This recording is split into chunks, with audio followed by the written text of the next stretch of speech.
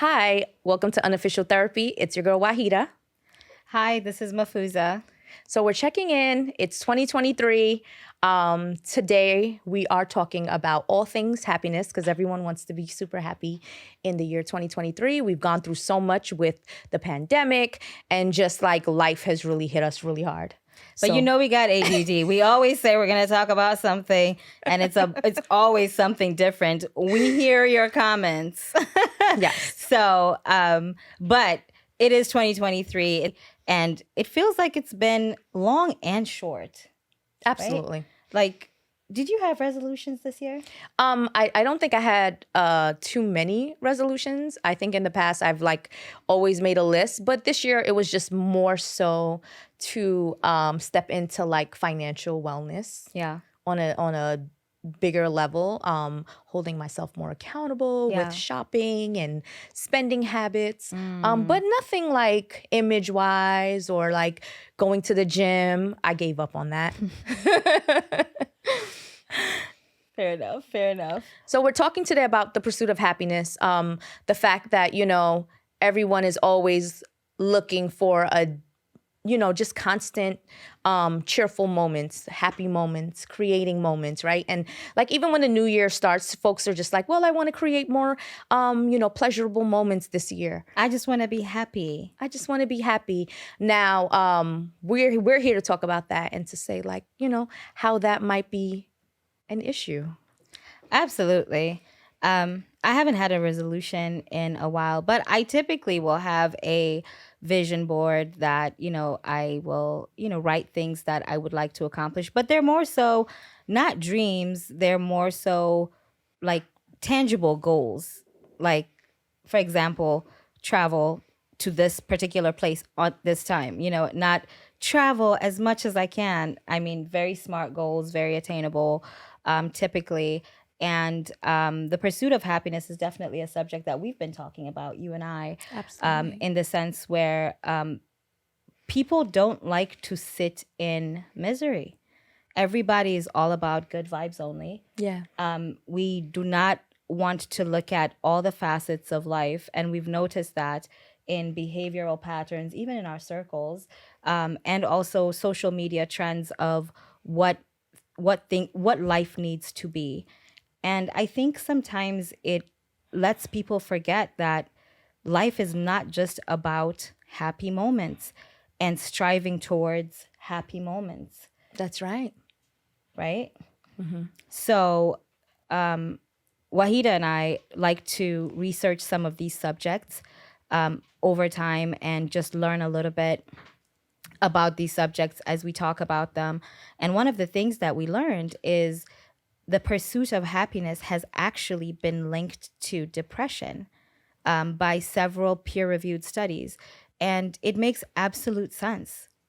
It makes absolute sense. I mean, when you think about that, your expectation in life is to always find happiness, be happy, be in a state of happiness, be in a state of joy.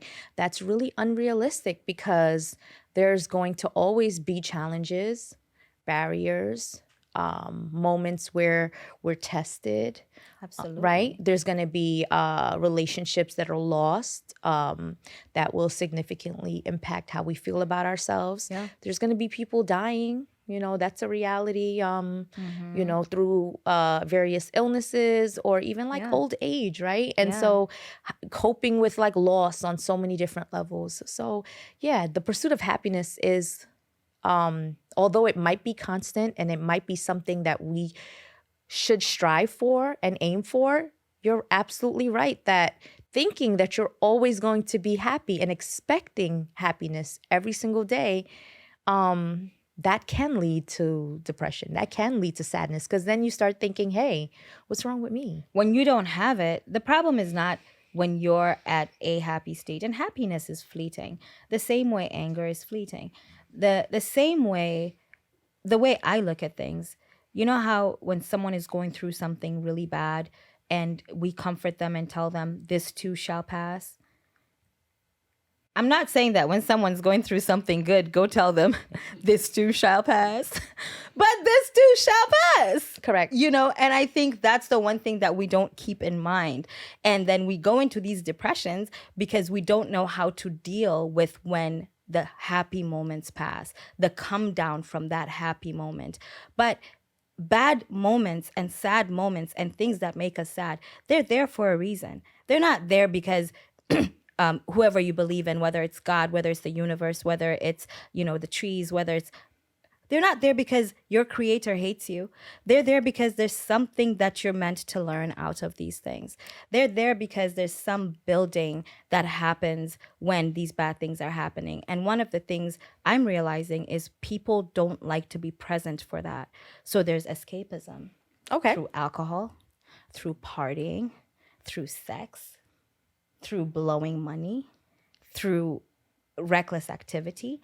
We find every way to say, I'm not sitting here sad, F that, but maybe you should sit here sad. Maybe you should think about what that moment means to you. And I think that's where I have a gripe with the pursuit of happiness, where we're consistently just wanting to be happy, happy, happy, happy, happy. Then we don't consider and experience what life really is. Life is a culmination of experiences. It's a culmination of feelings. And we should take the ups with the downs. And the same way, happiness is fleeting. Happiness is a reaction. That's right. Right? That's right. It's a reaction. Well, I think about happiness and I just think about life in general, that life is a journey and that all things are meant to help us get better, right? It doesn't, what do you commonly say? It doesn't happen to you, it happens for you. Amen. Right? It really does. And I really, truly believe that in a lot of the things that I go through. I'm always like, I never have, I'll have my moments of being a victim. Of course. Where I'm like, why is this happening to me? But eventually I'm always like, it didn't happen to me.